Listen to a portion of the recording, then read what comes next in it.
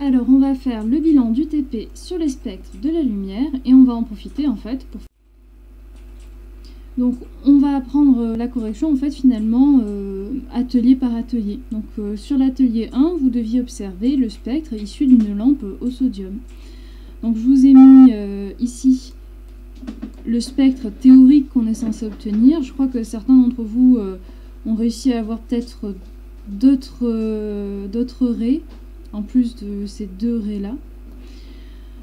En tout cas, ce que vous avez dû mettre, c'est que le spectre il était majoritairement très sombre, hein, à l'exception de quelques traits plutôt fins et très lumineux. Alors, comment est-ce qu'on peut qualifier ce spectre? A priori, c'est un spectre qui est discontinu, puisqu'on alterne entre des moments où le spectre est sombre et d'autres moments qui sont très lumineux. Ensuite, vu que ce sont des traits fins, on peut dire que c'est un spectre de raies.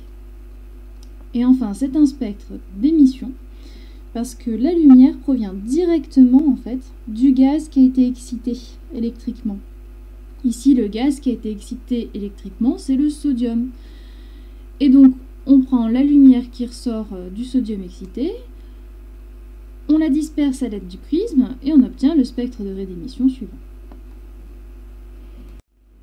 Allez, l'atelier 2, c'était la lumière de la salle. Alors, normalement, vous avez obtenu un spectre qui ressemblait un petit peu à ça. Il était peut-être un petit peu hachuré, c'est-à-dire qu'on voyait des aplats de couleurs et on ne voyait pas vraiment forcément un nuancier. Hein? En tout cas, ce que vous pouviez dire, c'est que toutes les couleurs sont présentes et qu'a priori, il n'y a pas de trait noir entre chaque couleur. Donc, s'il n'y a pas de trait noir entre chaque couleur, ça veut dire que le spectre, il est continu. Ensuite, vous étiez directement en train de regarder une source lumineuse, ça veut donc bien dire que c'est un spectre d'émission. Allez, l'atelier numéro 3.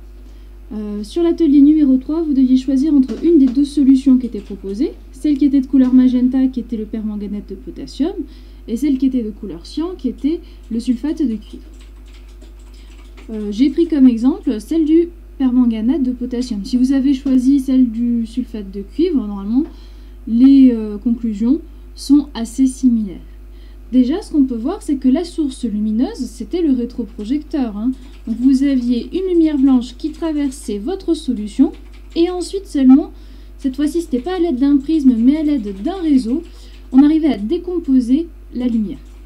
Et alors, pour la solution magenta de permanganate de potassium, donc, on pouvait observer qu'il y avait toute une bande sombre, en fait, ici, là, au milieu du spectre.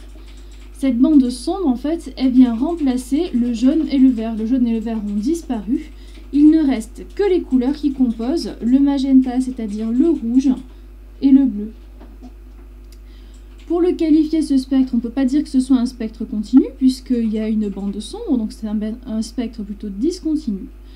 Et comme il y a une bande sombre et non pas un trait sombre, on parlera d'un spectre de bande. Et alors, c'est un spectre d'absorption, puisqu'en fait, ce qui se passe, c'est que notre solution ici, elle vient absorber les lumières qu'elle n'est pas capable de retransmettre. Hein. Donc ici, notre solution, elle a absorbé toutes les lumières jaunes et vertes. Pour l'atelier numéro 4, là, c'était l'ampoule chauffante. Et alors, normalement, vous vous êtes aperçu que plus le filament de l'ampoule était chaud, plus le spectre, en fait, on voyait apparaître, au niveau du spectre, les couleurs violettes et bleues. Hein. Donc, plus votre filament est chaud, plus le spectre il va venir s'enrichir vers le violet. L'atelier numéro 5, la lampe au mercure. Alors, vous avez normalement observé un spectre qui ressemblait un petit peu à celui qui est présenté ici. Pour la description, c'est exactement la même chose que pour le spectre au sodium, seulement si on regarde, les raies ne sont pas les mêmes. Hein. Donc on décrit le spectre, il est majoritairement sombre, il y a des traits fins qui sont lumineux. Donc si on alterne entre des périodes sombres et des périodes lumineuses, a priori ça veut dire que votre spectre il est discontinu. C'est également un spectre de raies puisqu'il y a des traits fins lumineux. C'est également un spectre d'émission, puisqu'ici c'est le mercure, par excitation électrique, qui vient produire la lumière. Alors, ce qui est intéressant de noter ici, c'est que le spectre du mercure n'est pas le même que celui du sodium.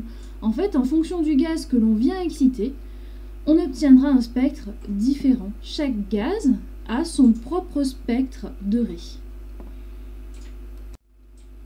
L'atelier numéro 6, il vous fallait regarder la lumière à travers la fenêtre et vous obteniez en fait le spectre de la lumière blanche puisque le soleil est une source de lumière blanche. Donc on pouvait voir que toutes les couleurs étaient présentes, il n'y a aucun trait noir entre les couleurs. C'est donc un spectre continu et c'est un spectre d'émission puisqu'on regarde directement finalement notre source lumineuse.